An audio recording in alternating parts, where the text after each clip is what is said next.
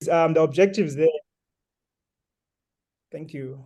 So the objectives there is to expose essentially our participants to multiple approaches for considering climate change adaptation, as well as the just transition, which also includes a huge component of developmental equity, providing examples of how different approaches are being used in real cases. So we've got colleagues who are keynote speakers speaking to this element of climate change adaptation and having used equity guidelines as well as equity criteria when undertaking evaluations for the benefit of colleagues, because we understand we have a mixture of both scholars as well as practitioners in the field of public policy evaluation. And we also have a component, after our keynote speakers, a component of group work where you, our important participants, will be engaging or grappling with some of the issues that will be raised and some of the innovations that are being raised by colleagues on the platform. So essentially, that's by way of objectives, and the outcomes we are seeking to achieve through this event is that participants will have a new understanding of why and how M&E can contribute to addressing these critical twin issues of development equity and climate change adaptation. Because as we know, colleagues, we've got uneven development, even in the context of two international development agendas we've had, from the Millennium Development Goals to the Sustainable Development Goals. And the context within which these agendas are being implemented, of course, are always subject to being interrupted by essentially unplanned for events such as COVID-19, and we're still recovering from it. Just by way of overview of our session today, as I have introduced myself, so those were my initial opening remarks. And then at 17:05, I'll be giving over to Prof. Ian Goldman, who will essentially be outlining why climate change adaptation is important at this crucial juncture of the world society, essentially giving us a scene or a background, a helicopter overview of why developmental equity and climate change adaptation are so important in the discourse of development, as well as the action of implementing development interventions.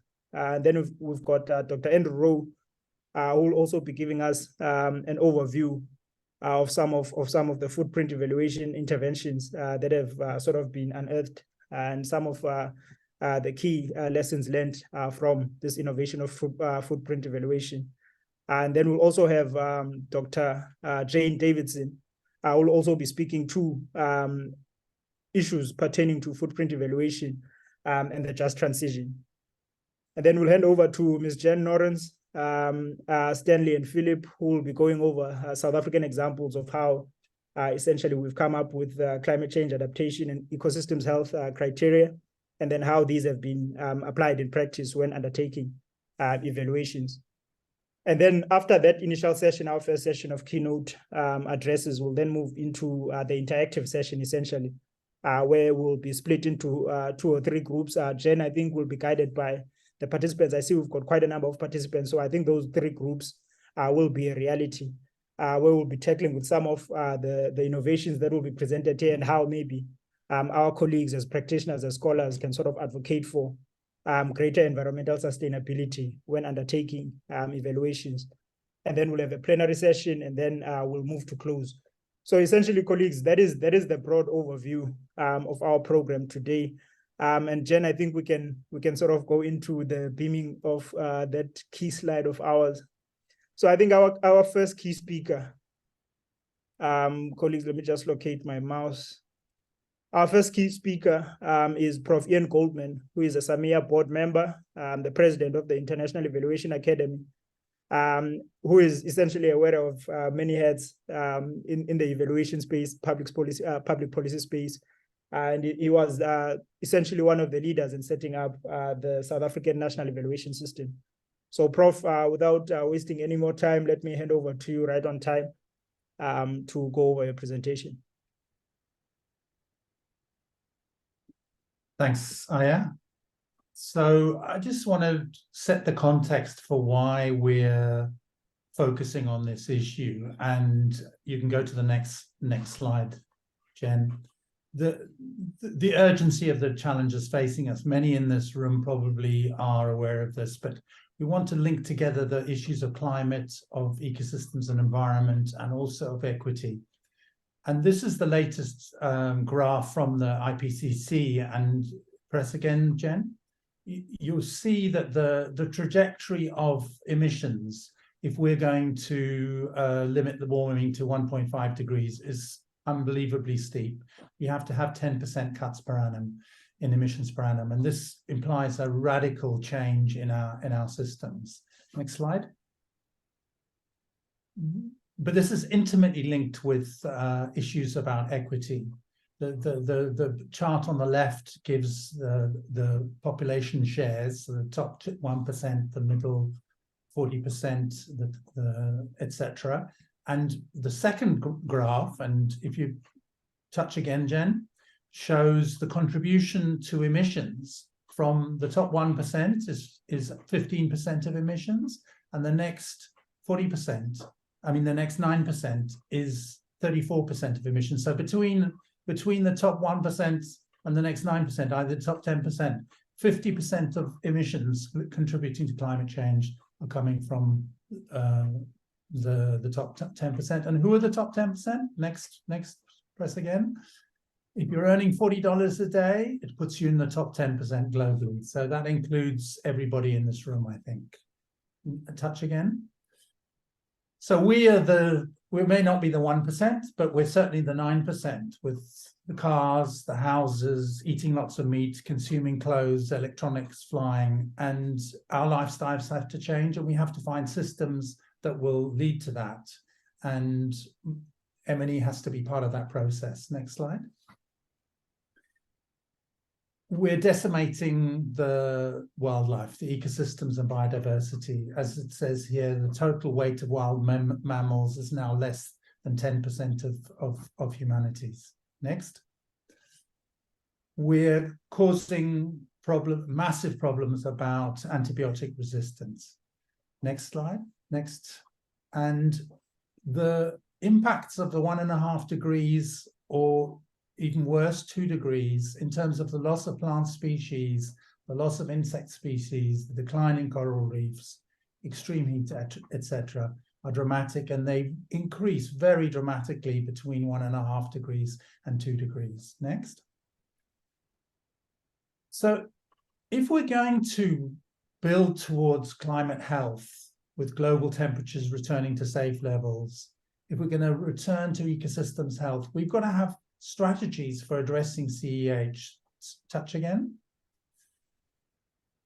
We can't have degenerative ones. We can't be continuing with business as usual. We take resources, we make, we use, we dispose, and we cause massive problems of pollution, whether it's emissions or whether it's pollution in the sea, etc. Greening the current system will not do it either, with the degree of change that we have to do quickly. So we have to move towards regenerative systems, where we actually get system transformation, which really promotes mitigation and it promotes regeneration of the ecosystems. Next slide. And we have to move away from nature, something to be exploited, to a genuine understanding that it's only can be through a healthy ecosystem that humans can thrive. And the forces which are causing destruction of the climate are also the forces which are causing exploitation of humans. We have systems of semi-slavery throughout the world. Fixing structural social deprivation must be part of the solution, and we have to move from private luxury for a few to public abundance and private sufficiency, and the resources are there to do that. It's just they're hugely concentrated in the hands of the top 1%. So in this transformation that we have to bring about, what role can monitoring and evaluation play? And the approach that both Samir and Footprint are exploring is how can we use evaluations as an entry point? If we mainstream climate, ecosystems, and equity into all evaluations, so that all interventions are looking at how they can be regenerative and respond to the social needs of citizens, then perhaps evaluations can become part of the solution and not part of the problem, where they're just perpetuating business as usual. Thank you.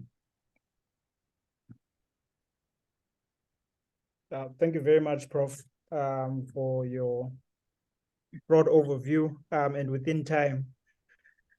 Our speaker is Dr. Andy Rowe, who will be speaking about footprint evaluation approach. Just a bit of background who Dr. Rowe is. He is a founding member of Footprint Evaluation, a former president and fellow of the Canadian Evaluation Society, and he was an early contributor to including environmental sustainability in program evaluation. So, Prof, over to you. Actually, Jane Davidson is a much more succinct and better communicator than I am, and has been very formative in a lot of our collaborative thinking. So she's going to do the bulk of the presentation. Thanks, Andy. So hi, everyone. I'm Jane Davidson. Andy and I are some of the founding members of the Footprint Evaluation Movement, which we started a few years ago alongside Patricia Rogers and another colleague, Kay Stevens. We have some support from GEI, and we are housed, the material we're producing is housed on the Better Evaluation platform. Just a quick acknowledgement. Andy and I are from the North American Pacific Northwest, where we live on the unceded territories of the Coast Salish people. I am currently beaming into you from Michael Scriven's place in Northern California, which is on the unceded territories of the Coast Miwok people. So greetings from there. This is not my impressive library behind me, but always good to play the Zoom bookcase wars. Okay, next slide. Thanks, Jen. So I'm going to start off with the key messages for this. And these are the things that we want you to take and share with absolutely everybody you can think of. First of all, every single evaluation that we do at this point must include both equity and the environment. And this is especially important if we're evaluating something that has got no equity and or environmental objectives, because these are the projects that tend to cause the most harm. Secondly, in order to do that validly and make sense of the findings, we're going to have to use multiple disciplines, multiple knowledges and perspectives. So we're going to need boundary spanners to help us connect those perspectives, and also highly inclusive engagement processes in order to get it right. The great news for us as evaluators and also for our clients is that it is in fact both feasible and useful to add in consideration of the environment, even if it wasn't planned for, and you can do this without breaking the evaluation budget and timeline. So we have an example that we want to share with you today, and we hope it'll inspire you to do the same. Big point here is, as Ian was saying, 2030 and those tipping points for the environment are looming extremely fast. Our incredibly slow-paced, long evaluation cycles have got to change. We need much more rapid cycle, process evaluation, and real-time evaluation to quickly identify harmful activities and persuade decision makers to stop them. Don't sit around waiting for the perfect data to come in over years. We need to get that news to them now so that they can make the decisions they need to make now. Another point here that is very, I think, crucial in this is a lot of evaluations tend to think of utilization as being about recommendations and management responses. So one thing we want to ask you to do is to think more about the conceptual use here.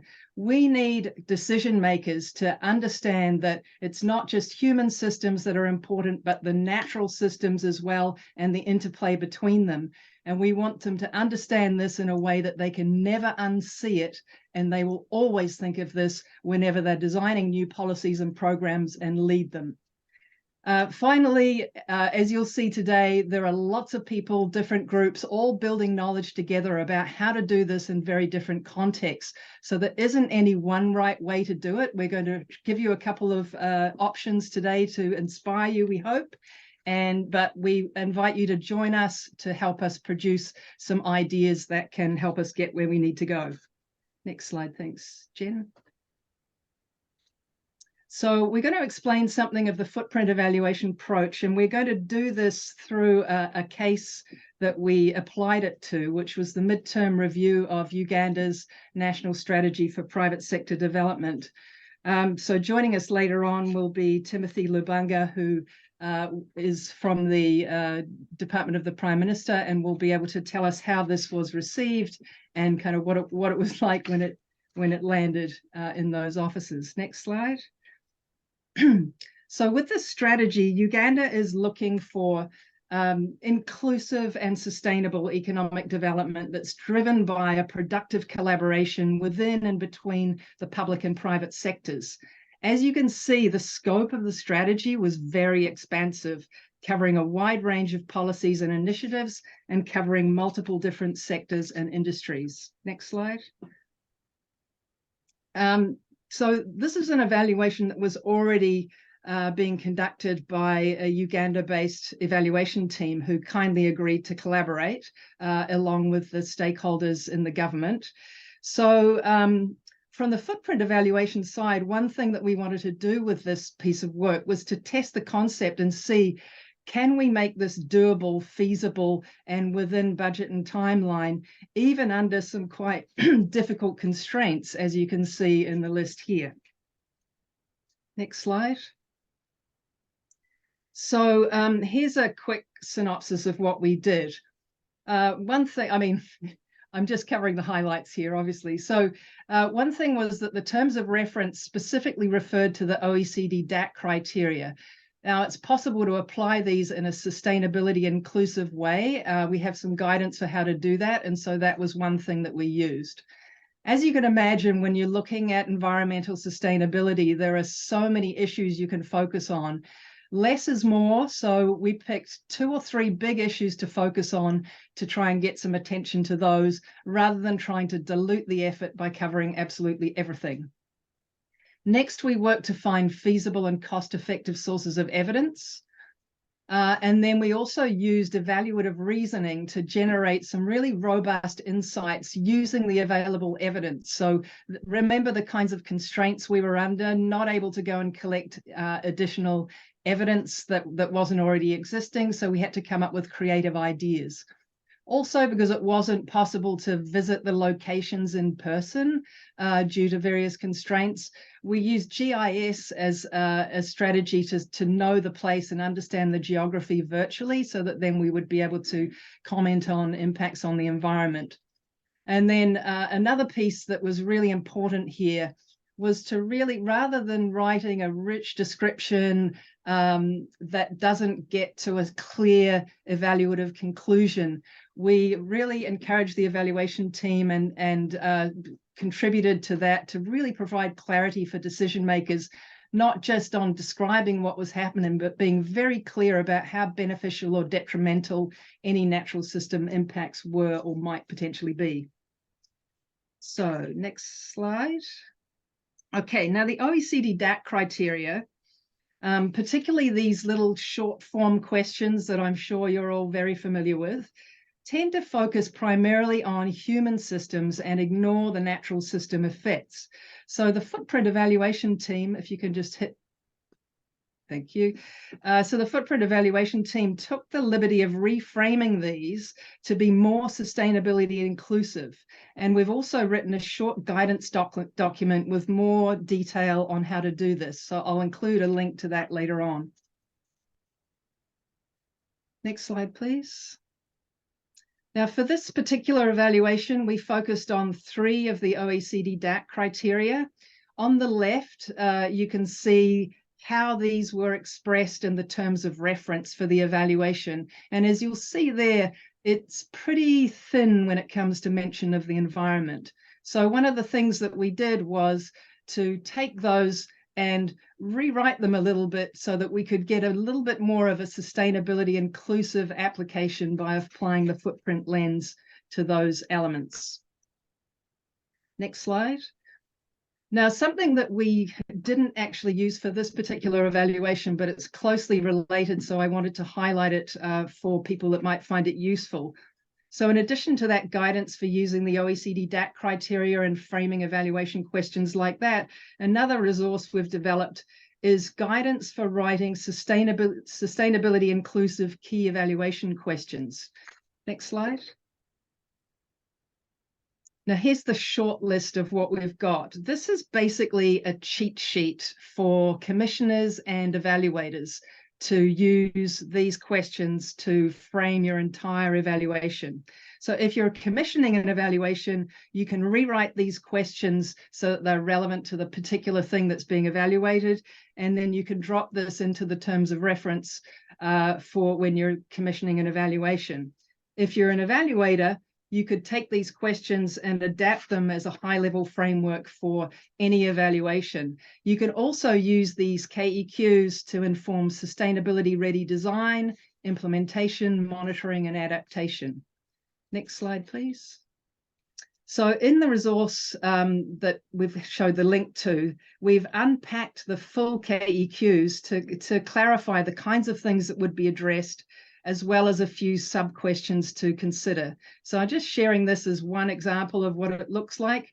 It's a relatively simple task to then take these ideas, rewrite them into key evaluation questions and sub-questions that are specific to what you're evaluating. So it's, you know, you don't have to do it the same for every evaluation, but just figure out what makes the most sense in your context. Next slide. Now, as I mentioned before, if we're looking to try and get things to stick in decision makers' minds, don't try and cover absolutely everything. We focused on 3 significant aspects of the strategy that seemed quite likely to have substantial implications for the environment, and they were electrification, industrial parks, and tanneries. So we picked just 3 things because we didn't want to overwhelm decision makers and make them feel like it's impossible to do something. So just highlight a few big ticket items and get them to focus on that, and hopefully that can inspire them to make some smart decisions. Next slide. So the next step was identifying the potential sources of evidence, focusing on what would actually be feasible for the evaluation team. So while additional evidence gathering, such as interviews, was not feasible given the context at the time, we did identify several existing sources of evidence that could be used to provide useful insights, and you can see some of those there.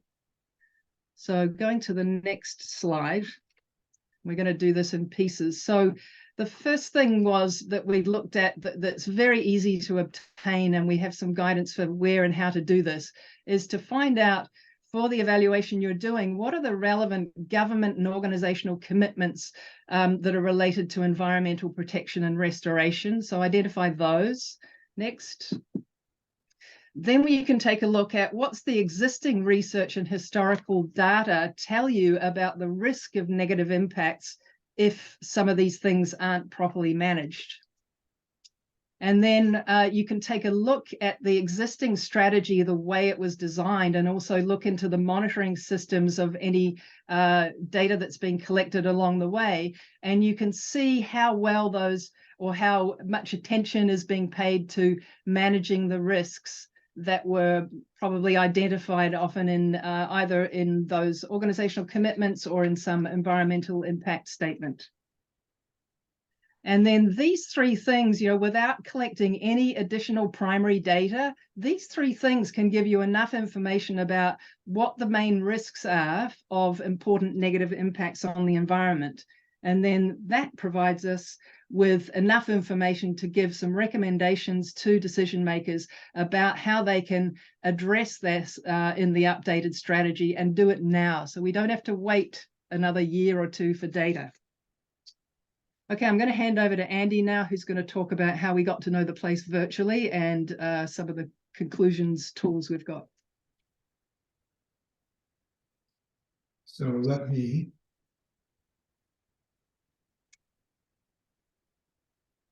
All right, and my audio is working. I thought it was off.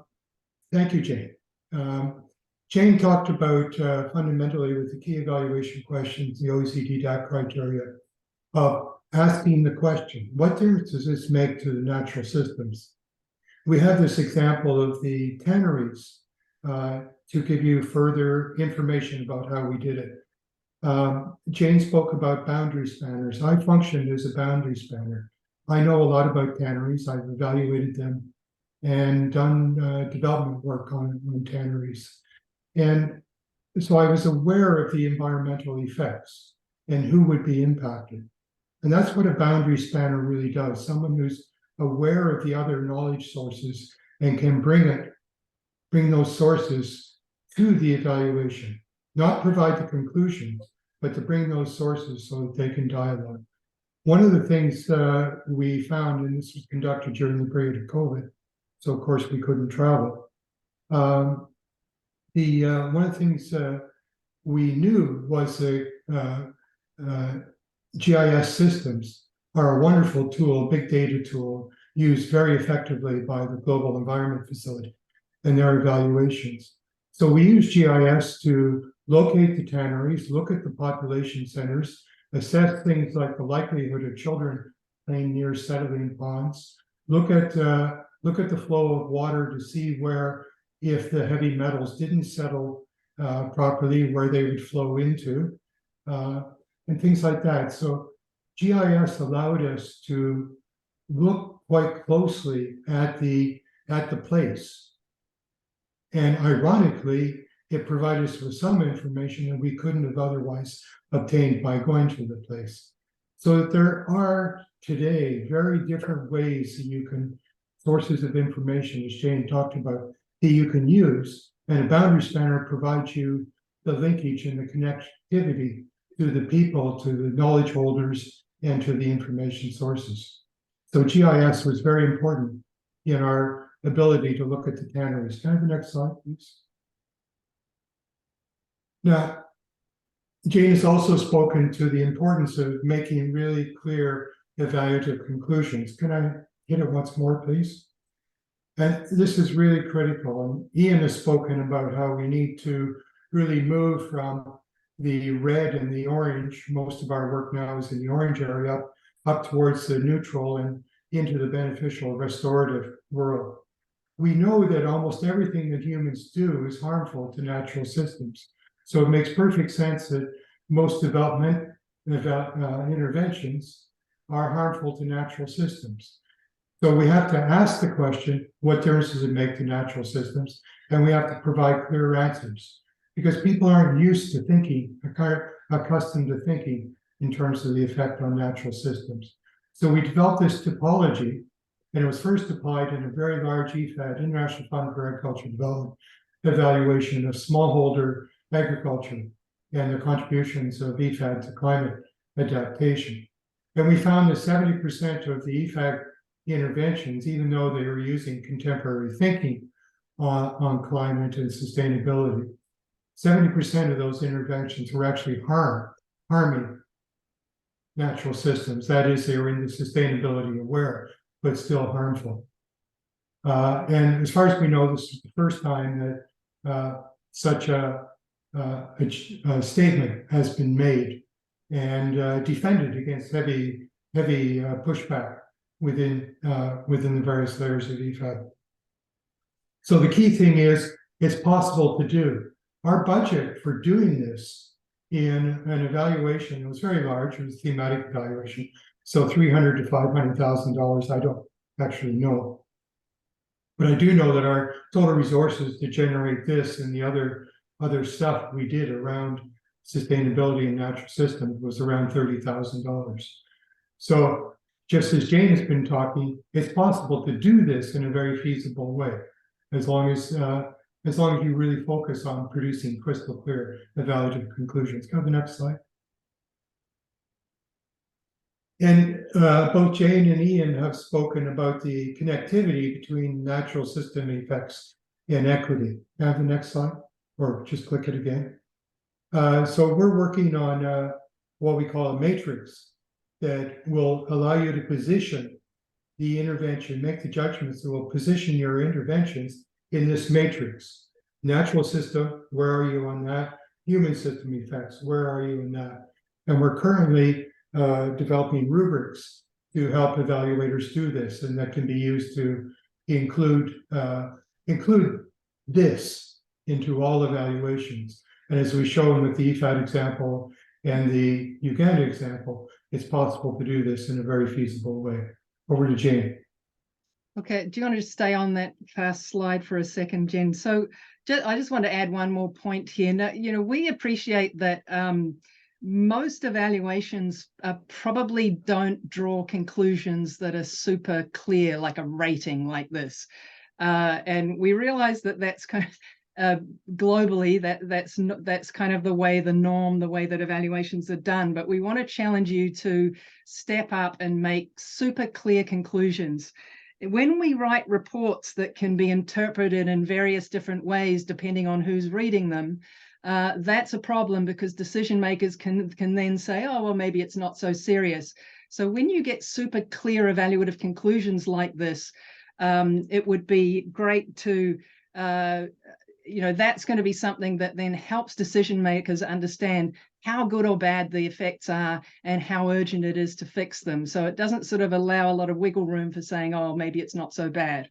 So that's kind of the key point there.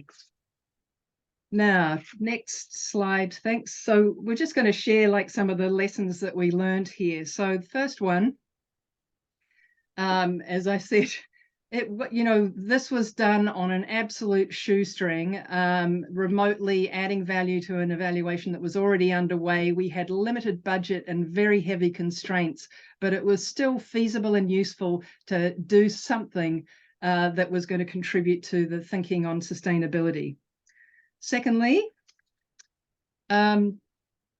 next point, the OECD DAC criteria are a very useful way to get environmental sustainability onto the evaluation agenda, and I believe these slides will be shared with you later. So we have a link there to Footprint Evaluation's guide on how to apply the OECD DAC criteria in a sustainability inclusive way. It's just a short thing, about 3 or 4 pages, so not too onerous, but you can Google that, find it on the Better Evaluation website. Third one, there is publicly available information on national and international environmental commitments. Footprint, we've also got some resources that will tell you where you can find those. That's really useful for legitimizing the focus on environmental impacts, even if the terms of reference doesn't mention them at all. You can still point to those and say, well, of course you'd want to take a look at that, right? The fourth point is, and I hope you understood this from this example, is that I know a lot of people, when we speak to them about this, think, oh my God, I haven't got the budget. I've already got my plan in place, and I haven't got the opportunity to add any more. But often, additionally, primary evidence gathering is not needed, because we can draw on previous research and evaluations, monitoring data, and we can provide a much faster yet robust alternative to actually collecting primary evidence. Next point is, as Andy showed, GIS is a super valuable and cost-effective method for understanding the geography of the locale, especially when you can't get there in person.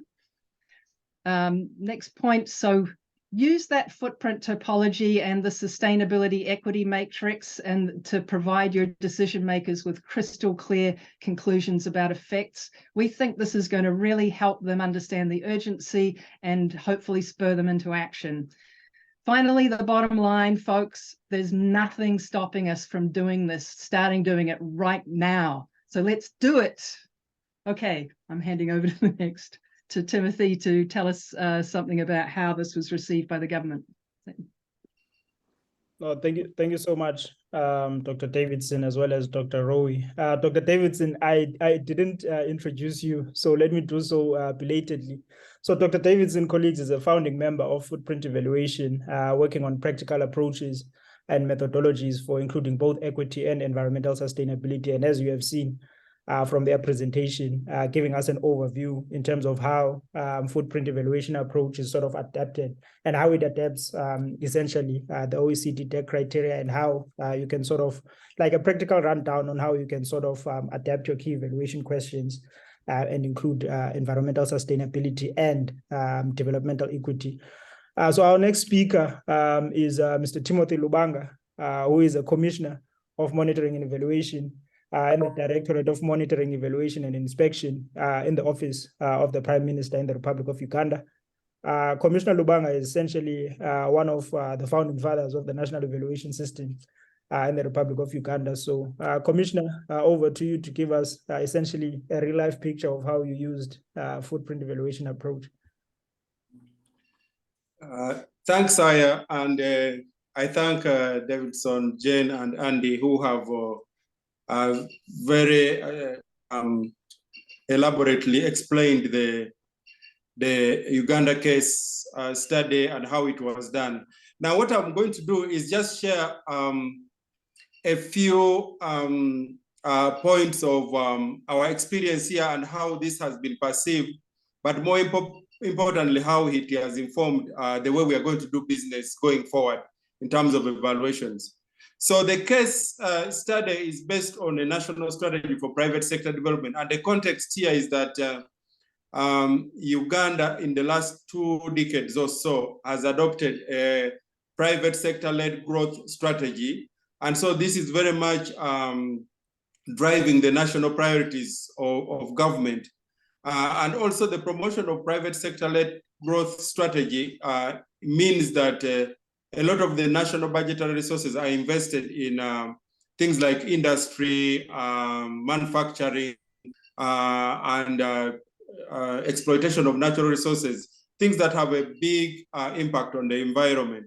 So this strategy had 4 objectives, but the evaluation was aimed at establishing its alignment to the National Development Plan, identifying any emerging issues such as the refugee influx, and of course at that time, the impact of COVID-19 on the implementation of the strategy, looking at its effectiveness, the objectives, and also implementation modality, implementation fidelity, quality and effectiveness of the management of provisions of the strategy. Next slide. So, so in adopting the footprint approach, of course, we worked with a very good team from the Global Evaluation Initiative, and we really want to acknowledge here that at the time of planning for this evaluation, we did not introduce in any way a lens to look at the strategy from a climate and environmental impacts lens. And this is because the strategy, has very high level policy or broad objectives, mostly linked to the national macroeconomic variables, and very limited, thinking to a much more level focus on the impact of, for example, the environment on the interventions under the strategy. So it was quite useful to introduce this, and it was helpful in showing how environmental sustainability issues are being addressed, not just in this policy, but also in so many other related policies to the private sector development strategy. Now, another point to note here is that while we were doing a midterm review in order to revise the national strategy for private sector development, actually, after the evaluation, it was decided that a totally new policy be written. And I'm happy to report that this evaluation informed, to a very large extent, the drafting of a new policy.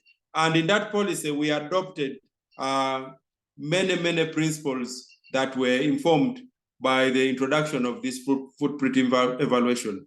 And you can get a copy of the new private sector development strategy from the Ministry of Finance website, which is highlighted in the slide. Next slide.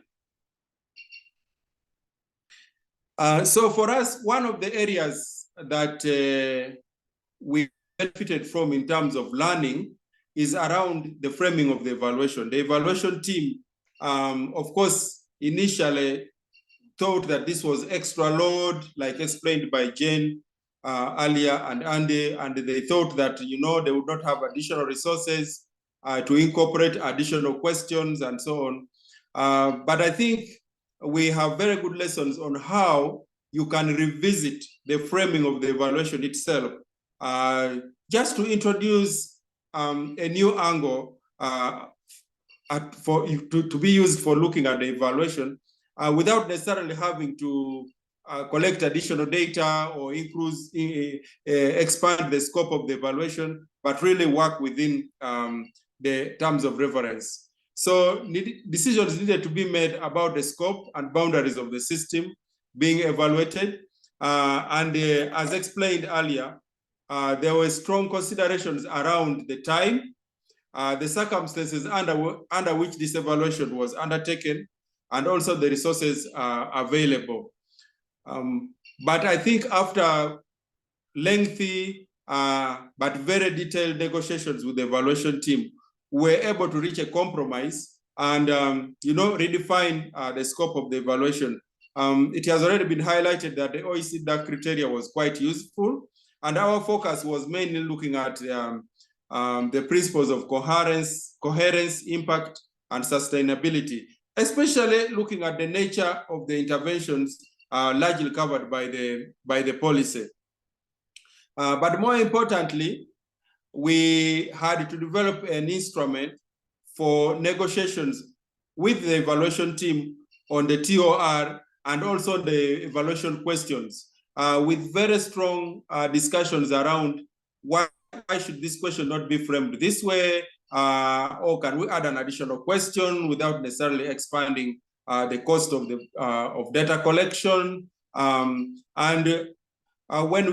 you look at the evaluation report, there are clear evaluation questions that were eventually incorporated after introducing the footprint evaluation, which enabled the evaluation team to dig deep into issues around the impact of environmental impact of the policies and interventions on the environment. Next slide.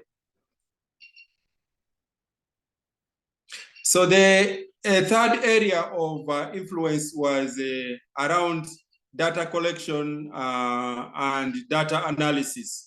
Now, I think if anything, this case study enabled us to introduce the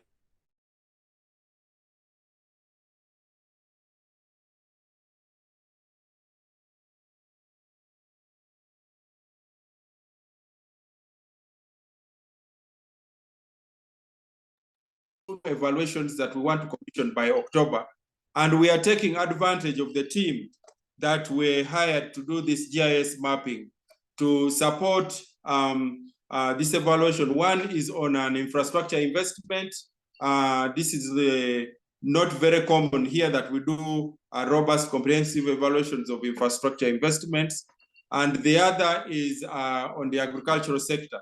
So I think the lesson here is that we now have the experience and resources to introduce some of these tools in our forthcoming evaluations. And hopefully we will have a stronger lens to look at the impact of environment in our forthcoming evaluations. Next slide. Yeah, so the message that I want to conclude with, as Andy said, is that we can do it, so let's do it. Based on this case study, we have been able to look at and have a second look at all the industrial parks. We have 8 new industrial parks that are planned, and all that was being done before was to do an environmental impact assessment, and then the interventions would go on in the industrial parks. I think we are now having a more critical look at what are the instruments we can develop for monitoring the investments in these industrial parks with a view of ensuring that environmental concerns are not looked at seriously, but also adequate mitigation and prevention measures are put in place when the industrial parks are being developed. We are also working with the Ministry of Environment to do a more rigorous mapping across the whole country, to look at the watersheds across the whole country, and kind of inform all the future interventions that are going to take place. And hopefully when we are evaluating these interventions in future, we'll be able to have more data, more monitoring information, and interventions that are better focused on environmental concerns and sustainability of the interventions. So in summary, those are the lessons that I thought I should share. And more importantly, that we now have the tools, we now have the methodology that really is going to enhance going forward our evaluations of interventions of this nature. Thank you very much for sharing, and I look forward to your feedback. No, thank you very much, Commissioner, for sharing your lessons. It certainly appears that colleagues' footprint evaluation approach is indeed feasible, and it doesn't seem to require much re-engineering of the OECD DEC criteria, but rather an adaptation of them to just include elements of environmental sustainability. Colleagues, with that, we then move over to the South African example, where we will have 3 colleagues who will be speaking on essentially climate and ecosystems health criteria as developed by the South African Monitoring and Evaluation Association in conjunction or partnership with the Department of Planning, Monitoring and Evaluation. Let me just introduce briefly our 3 speakers. So the first of those is Ms. Jen Norrens, who was a co-lead in the equity group for the Samia Hackathon that essentially came up or essentially framed the climate and ecosystems health criteria. So she will be presenting on that particular aspect. And then we've got 2 colleagues, practitioners in their own right, Stanford Muhomba, who's an M&D practitioner in development sector, as well as an evaluation consultant with Cytofield. And then we also have Mr. Philip Brown, who's a director at Equality Networks Consulting and also an associate consultant with Cytofield, who will be speaking to the South African examples on how the climate and ecosystems health criteria have been applied in evaluation. So Jen, let me hand over to you first. As I understand, you are the first speaker, and then you'll just relay on to our 2 further colleagues. Great. Thank you very much, Aya. So good afternoon, good morning to all of you. So I'm now going to be sharing a bit about these 2 new evaluation criteria that were developed as part of, initially as part of a hackathon that SAMEA organized in 2021. And these evaluation criteria were really kind of coming out of a hypothesis that the SAMEA board had at the time, that if that there is this potential of really influencing all interventions, whether they be programmatic or policy interventions, by really encouraging that all evaluations cover a focus on equity, and then a focus on climate and ecosystems health, as both Ian and Jane have both talked about already. So the reason that we felt that we needed to then develop new evaluation criteria is actually because in contrast to the footprint evaluation approach, the OECD DAC criteria actually do not really explicitly cover issues of equity or issues of climate and ecosystems health. Yes, there are ways that one could integrate those concepts in, but we felt that without really having a direct criterion for each of those items, for each of those focus areas, it's very easy for those issues to get lost. And so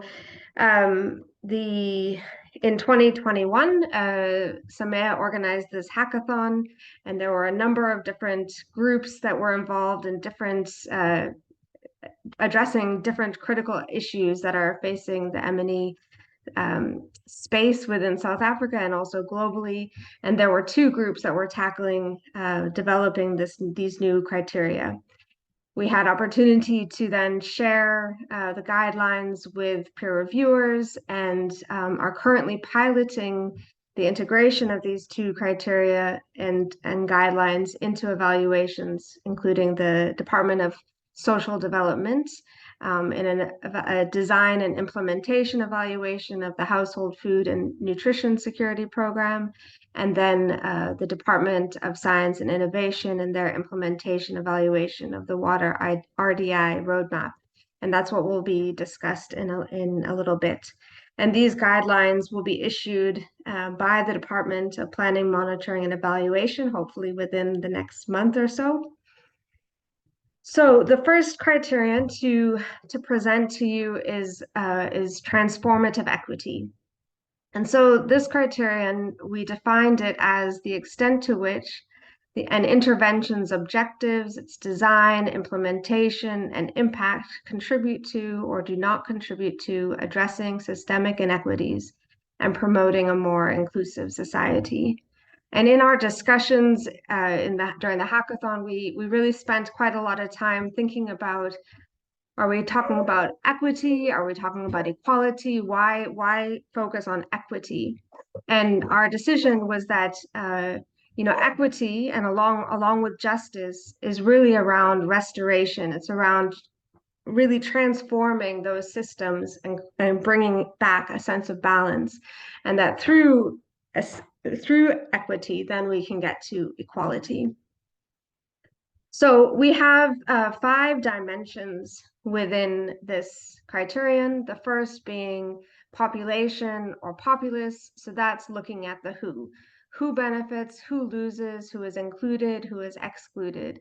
And in the guidelines, we offer some suggestions about how evaluation commissioners and how evaluators can really be much more intentional in thinking about these issues of the different populations, the different segments of population that are included in the evaluation process as stakeholders, and how different population groups might be experiencing an intervention and so on. And really with that focus also on ensuring that those that would have been historically marginalized or otherwise voiceless are given space to make voice.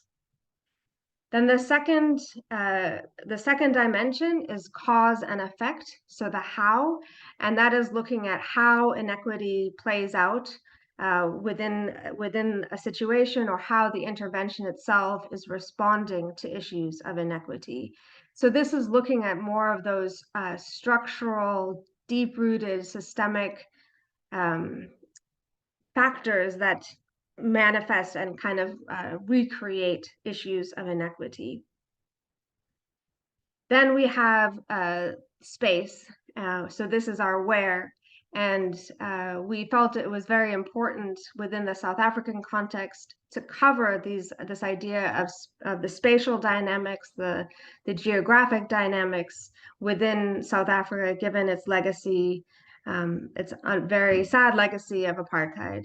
So within this dimension, it's looking at where do the inequities persist, what are the geographical and spatial factors that affect issues of equity, but it also could look at just even the physical environments that may differ within different geographic spaces and how this is going to affect the success of an intervention.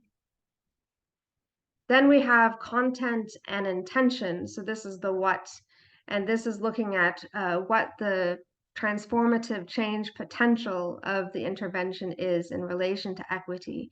So having evaluation commissioners and evaluators really thinking about the extent to which the intervention is intending on creating some sort of transformation that promotes equity, whether that was an intention or if it was more of an afterthought, and what are the steps, the processes that promote that.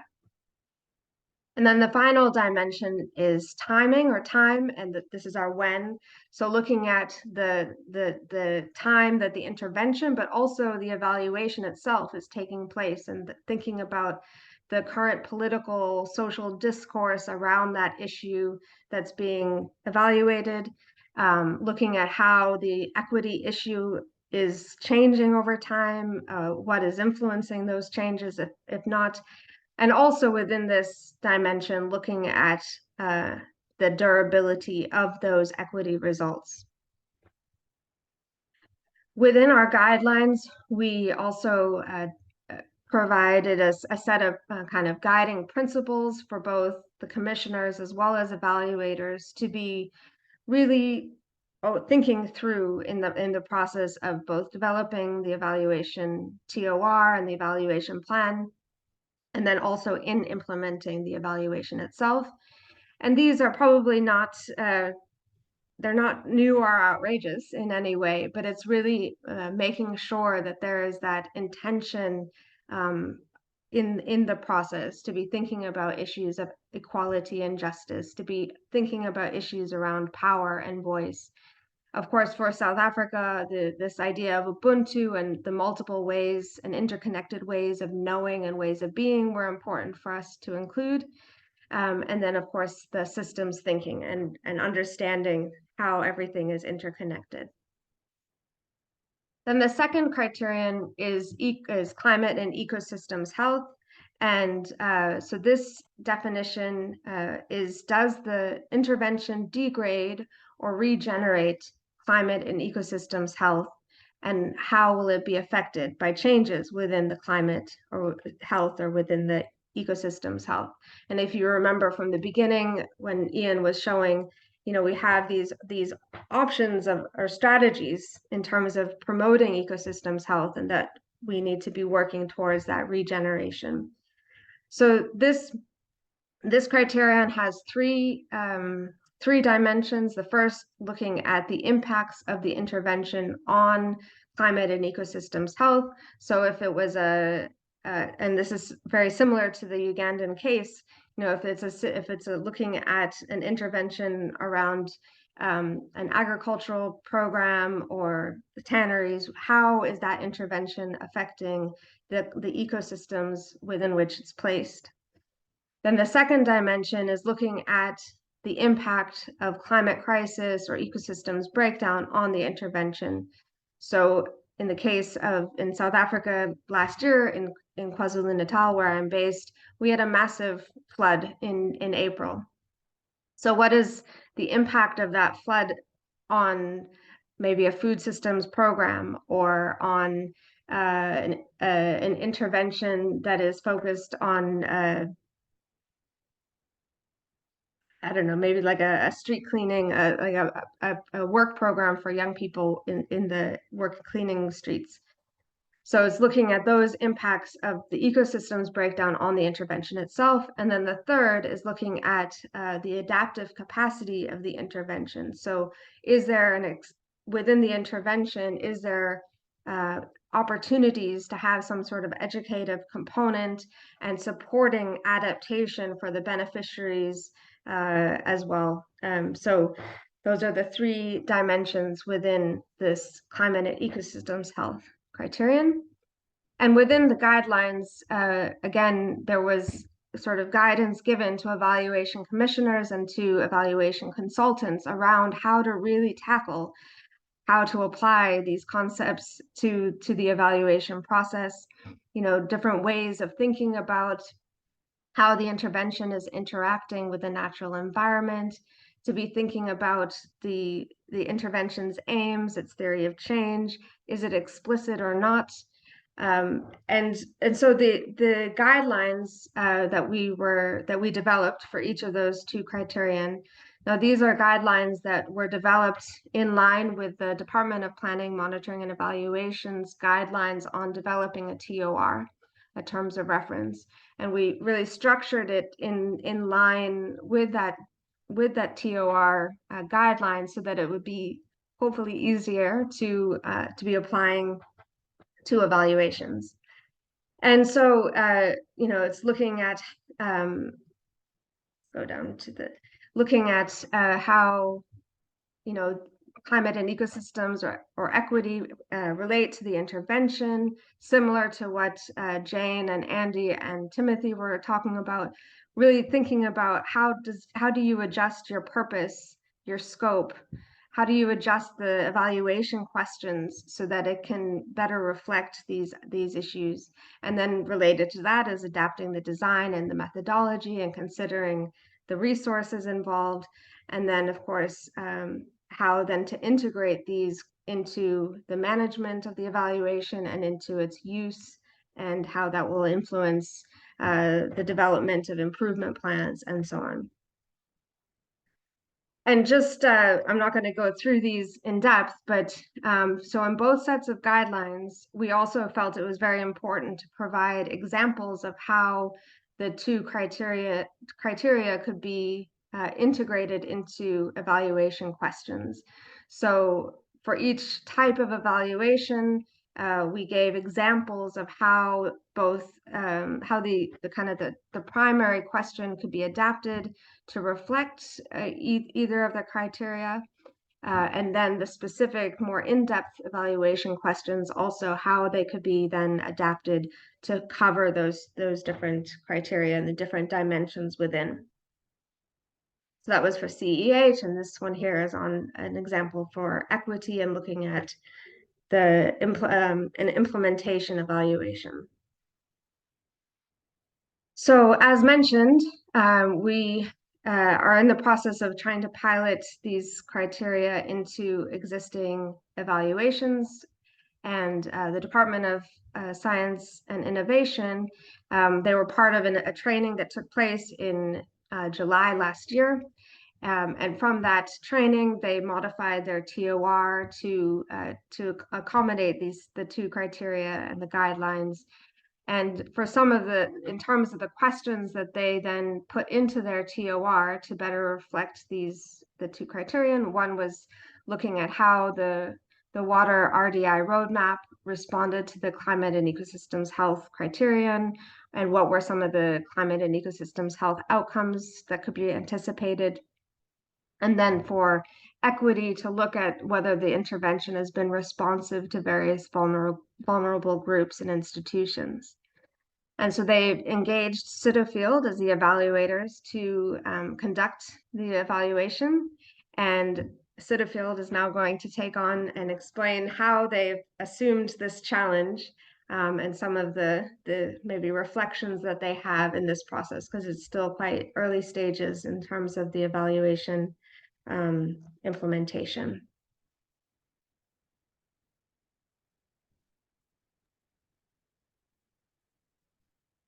Good evening, everybody. I assume it's evening for everybody. My name is Philip Brown, and I work with my colleague Stanford Mohomba with Citifield.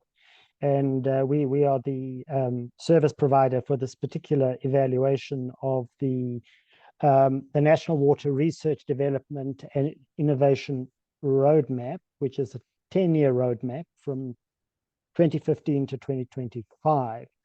And the purpose of the evaluation is to look at the roadmap in its entirety and understand the extent to which it's actually delivering on the mandate that it set itself. Based on the understanding that this was an extremely participatory and collaborative intervention, multiple stakeholders worked on the development of the roadmap. So it's quite a complex intervention. And what I've done here is just to show you what more or less we'll be looking to evaluate. And these are the 7 action plans that were set out by the roadmap. And they were divided into 2 components, into the water supply components and then the water demand components.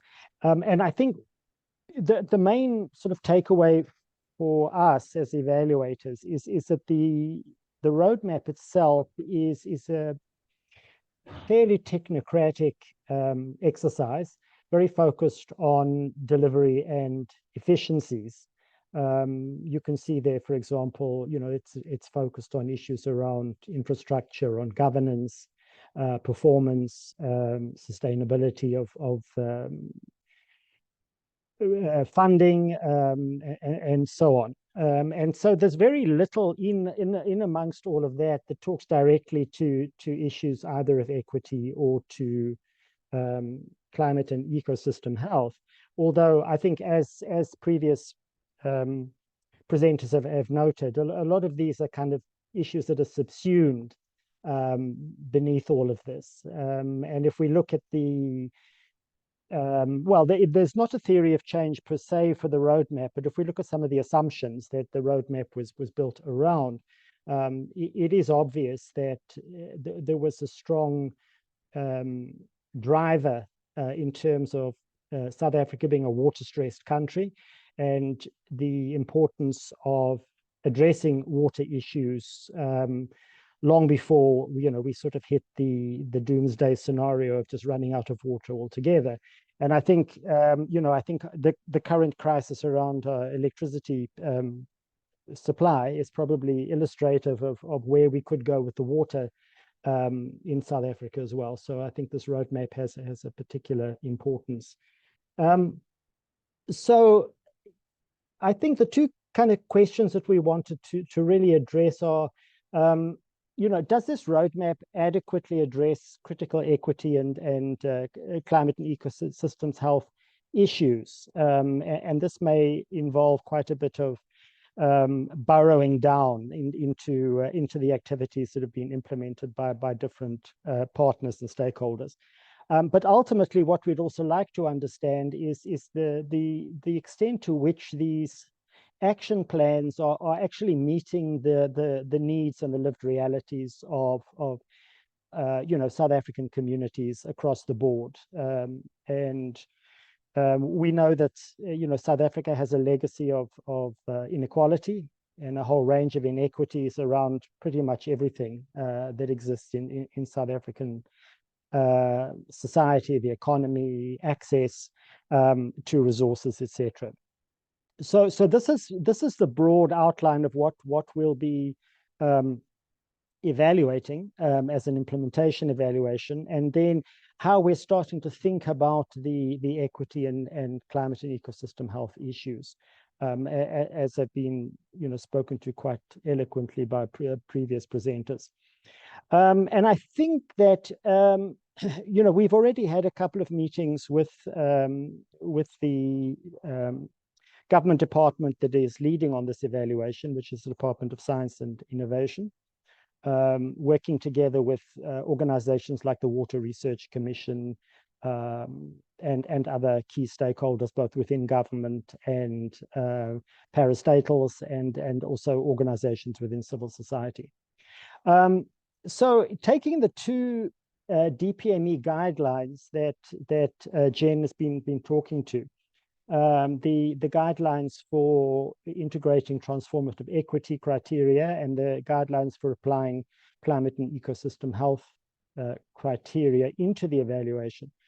I think, our starting point in terms of the sort of evaluation questions that we really need to craft, because I think in the initial terms of reference, the evaluation questions were fairly high level and quite broad. So we want to be able to use those evaluation questions to also drill down a little bit into these particular issues, remembering that this is a kind of a pilot process, and it's all very well to sit and chat and talk and plan and develop guidelines, but the rubber hits the road when you actually have to implement the guidelines. And so in a way, this is an exercise in testing out whether these criteria actually work in practice in a real life evaluation context.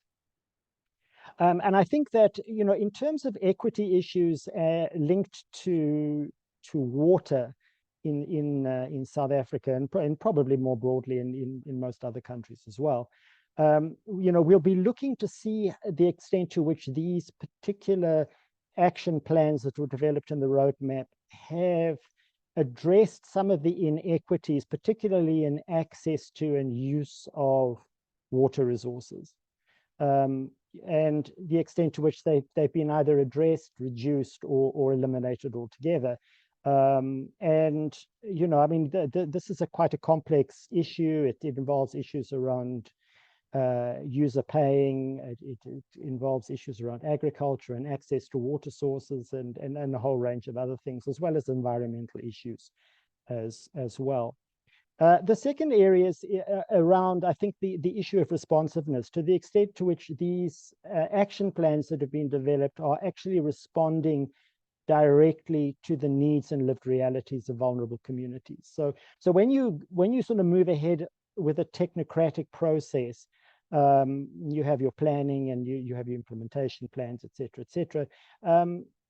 It may have a component around, for example, community participation, but one would also want to understand the extent to which those community participation processes were really substantive and really addressed or listened to or heard the voices of communities that are likely to be impacted by, issues around water shortages, water quality, water availability.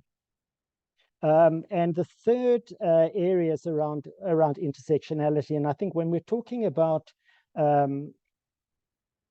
inequity, we're talking about it in a very broad sense, but I think we also have to understand that inequities impact on people in very different ways. So, for example, in the rural context, with smallholder farmers, do issues around water quality impact more broadly on small-scale women farmers or small-scale male farmers, or both? Does it impact on children? What is the impact on people with disabilities living in communities in terms of access, et cetera, et cetera? So we're going to see how we can take those issues into account. Of course, the issue, one of the issues we'll always face in terms of these things are availability of data. But we're hoping that we should be able to do a reasonably good job on that. In terms of the climate and ecosystems health criteria, I think we want to look at the extent to which the action plans of the roadmap have addressed mitigation issues. So how is the roadmap contributing to mitigation of issues, particularly around water, but I think more broadly on the ecosystem in particular, and that is in all likelihood linked very closely to issues around climate change, etc. And also included in that, we'll want to look at the extent to which some of the water management practices that are being implemented through the roadmap are regenerative in the longer term. The second issue that we'll want to look at is the extent to which the roadmap plans create an enabling environment for adaptive water management practices. And again, as I said, the plans are quite technocratic. Are they, in that context, taking sufficient cognizance of the need for adaptive water management? So in other words, long-term thinking as opposed to shorter-term thinking. And then finally, the issue around sustainability. And of course, this is an overarching OECD DAC criterion. But I think in the context of climate and ecosystem health, we want to understand the extent to which the roadmap plans are creating the potential for sustainable water management into the future, as opposed again to sort of short-term fixes that may not be sustainable over time. So really that's where we're at. We're really just sort of concluded the inception phase of the evaluation. So we're going to be moving into the development of the evaluation instruments, and I think this is where we're really going to be putting our minds to refining the kind of questions that we'll ask based on the very comprehensive information that's provided in these two sets of guidelines, and make sure that they work for the evaluation. So thank you very much. Thanks, Philip. That was great. Thank you very much, Philip, for that insightful presentation, and Jen also for giving essentially the overview of the framework, the two criteria that Philip and the team are working on. Colleagues, mindful of time, I think I'll just bring my co-facilitator, Ms. Jen Norrens, to come and facilitate essentially the Q&A session. So the groups are falling away due to the issue of time. So Jen will just facilitate the Q&A session as well as bring in a bit of interaction. So Jen, over to you, and then I'll come back for the synthesis and wrap up. Thanks, Aya. And actually, I want to see if I want to actually put it over to Ian. I think mainly now we really have run out of time. So we wanted to do some group work, but we don't have time for that. So we want to just open the floor to people in terms of reflections. You don't have to worry about the questions that are here. Reflections, questions, what does this mean for you as practitioners? The floor is open. You can raise hands and engage.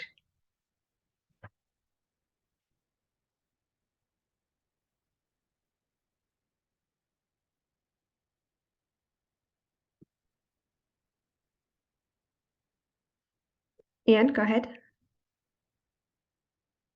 Just to get the discussion going, and maybe Jen, don't share the screen so we get a chance to see people perhaps. Sure. Yeah, I mean, I just asking, I asked in the chat, but Philip, just one, I mean, I really like seeing how you're applying the guidelines. It's great. And I think Jane's response is excellent. And I think let's look forward to testing this out now. But one thing I didn't pick up when you were presenting was, because dimension 2 of the CEH is not just, what's the impact of the intervention on climate ecosystems, but what's going to be the effect of climate ecosystems on the intervention. And so, from a water perspective, I mean, there's massive potential, whether it's droughts or floods, huge issues that are going to happen, have you thought about that at all? Yes, I think so, Ian. I mean, maybe I didn't bring it out clearly enough, but I mean, these things are they work in sort of cyclical ways. So you can't just look at how you mitigate that, but also how responsive you are to events. As Jen was talking about earlier, for example, the floods in KwaZulu-Natal last year, and whether there's a longer term strategy in place to deal not only with the direct sort of emergency and humanitarian component of that, but the much longer term mitigation strategies that need to be in place to address the sort of devastation that communities have felt as a result of that, the fact that a lot of people's livelihoods have been wiped out, and these all have an impact on ecosystems generally, because if people, say for example, small scale farmers, if their livelihoods are wiped out, what are they going to turn to in terms of income generating activities and so on, and they may turn in fact to things that are going to be detrimental to the environment, to ecosystems, and so on. So I think, Ian, yes, this is I'm not giving you a direct answer, but what I'm trying to suggest is that we're in the process of thinking through some of these issues, and I think the more inputs we get from both the client in terms of Department of Science and Innovation, from DPME, but also from other stakeholders who have an interest in the evaluation and a broader interest in climate and ecosystem health.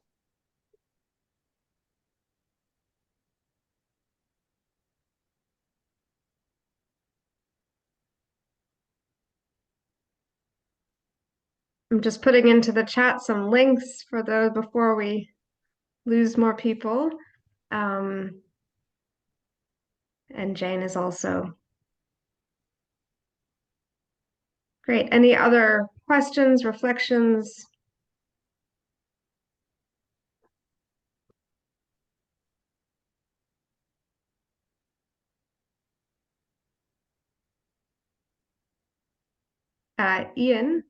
Ian Hopwood.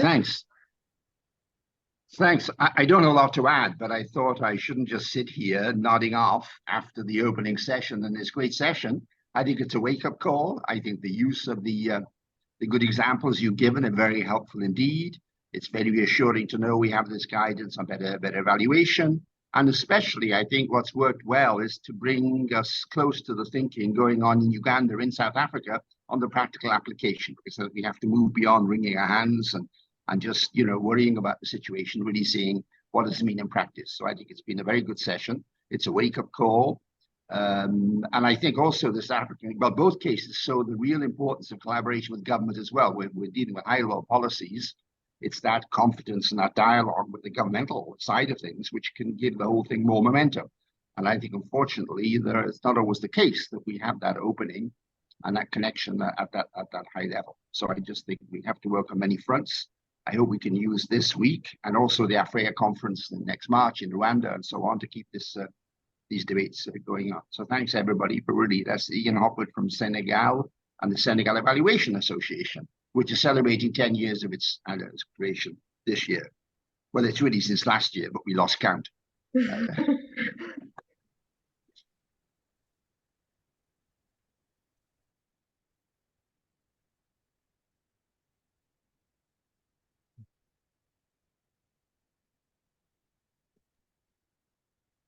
Prof, let me just respond to your comment on the chat, and just to maybe shine a spotlight on a rapid evaluation, which is not necessarily a traditional evaluation, but it's still a vital input to a policy debate that was going on in the Republic of Niger, where they undertook a rapid evaluation, focusing on implementation and some outcomes of their free maternal and child health care policy. And of course, if you look at how that evaluation is framed and its topic, it speaks to issues of equity, which are very important issues. If you look at the SDGs, touching on MDGs and SDGs, because if you look at child mortality, maternal health, and so on, and access to healthcare, in essence. So I think this could have been a very good opportunity to sort of put in the equity criterion into that particular rapid evaluation, because they did two last year, in one region in Dosso, the other one in Maradi. But of course, Commissioner Lubanga is also here, and I think there's definitely scope for the inclusion of equity and climate and ecosystems health, like they have done in their current evaluation of that private sector development strategy. And I know the commissioner is also looking at an evaluation of the M&E policy later on this year, which could be an important opportunity to also maybe put in some provision for climate and ecosystems health, and of course equity as well, especially in the context of Africa, where we know issues of inequity in development have sort of led to many unfortunate incidences of political instability and so on and so forth. And of course, we've had many adverse climate outcomes or climate phenomena, which were very unfortunate. If you look at Hurricane Freddy, I think it was in Mozambique. If you look at what happened in South Africa, where Jen is from, in KwaZulu-Natal, and the impact on business, not just on business, but also the livelihoods that were lost there. So certainly there's definitely scope, I think, for greater advocacy for these criterion, as well as to just develop an outlook maybe on footprint evaluation as well. But of course, those two go together, because development without equity is very unfortunate, and development without climate change adaptation in this increasingly very volatile world is also somewhat suicidal. So I think very insightful presentations from the panelists.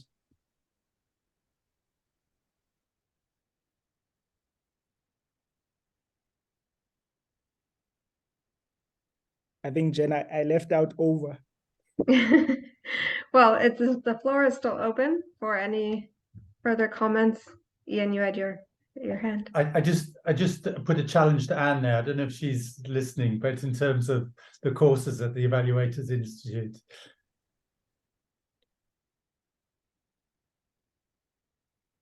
And just to put a little bit of a plug, it's sort of still in concept phase, but within SAMEA, there will be some capacity building workshops that take place in August, and so a capacity building workshop focusing on the SAMEA guidelines will be offered. And also we do have a community of practice, a SAMEA community of practice, looking at monitoring and evaluation for just transition. So that can be, you can contact me for more information, or check out the SAMEA website for more information on that. So that we definitely see that there is need and interest in having more capacity building on these issues, and maybe we could do some more with footprints and collab, because there definitely is so much interaction. I think it would be really exciting to see how we can continue to engage.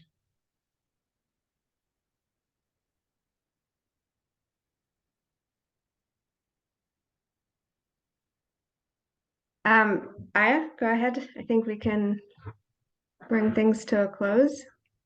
I will Okay. hold on. I'm going to share one last.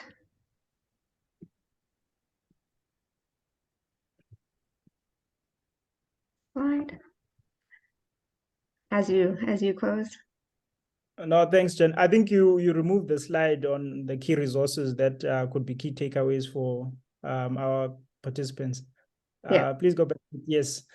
So colleagues, thank you very much for joining this very insightful session. As you can see on your slide, there are quite a few resources we think could be of quite import to yourselves in your various spaces as academics, as practitioners or scholar practitioners. So from my end, I think it's just to probably give a broad overview of some of my thoughts having been given. I think I went through some of my reflections, Jen, in the previous point I raised. But essentially, colleagues, I think the twin issues of climate change, issues related to climate change, as well as issues relating to inequitable development, are more and more rearing themselves globally, continentally, and even nationally. So I think this session has been somewhat of a clarion call in terms of the evaluation profession and the need for the evaluation profession to be making quite pronounced statements in terms of influencing key debates, policy debates on climate change adaptation, key debates on ecosystems health, key debates on equity. Because in the absence of equity in development, I think issues such as civil unrest, civil wars, various other unfortunate incidences like terrorism. And I just wanted to highlight briefly, colleagues, on the continental agenda in Africa and the importance of this aspect of equity in evaluation, and how evaluation should maybe shine a bigger spotlight on climate change adaptation, as well as equity. Because recently, I think we are gathering steam in terms of the Africa Continental Free Trade Area that was signed probably around 2018, but that has gathered steam now with the ratification, or at least the signing of that Africa Continental Free Trade Area. And the need for evaluation to also, again, be at the forefront of that continental agenda, because if you look at that Africa Continental Free Trade Area, it speaks to the need to stimulate development in Africa. But if we don't have an equity lens as evaluators when we are tracking the progress of that Africa Continental Free Trade Area, then it will be just another agenda that essentially perpetuates unequal development within the continent. And already we're having issues with global development that is uneven. So it would be unfortunate if we exported that uneven development globally to the continent. And of course, other issues that go with development, climate change adaptation, very important, because without things such as energy security, I doubt you'll have development on the continent. And this is one of the reasons why evaluation needs to also be a critical input into those policy debates. Because I saw Philip had a dimmed light on. I think he was suffering from something I was suffering from at the beginning of this session, which is energy insecurity or load shedding or power cuts, as we call them this side. Absolutely. So of course, these are practical issues, bread and butter issues we are dealing with, not necessarily things that are theoretical. So thank you very much, colleagues, for joining this session, and thank you very much to our keynote panelists for making time. I know some of you have woken up very early to sort of join us. So thank you very much for joining us, and also, of course, our participants who stayed with us till the end. Thank you. And our key parting shots, of course, is those resources that you can sort of consume. Thank you very much, colleagues. Very good morning, very good evening, and all the best with your various endeavors throughout the local week. Thank you very much. Thank you. Thank you so much.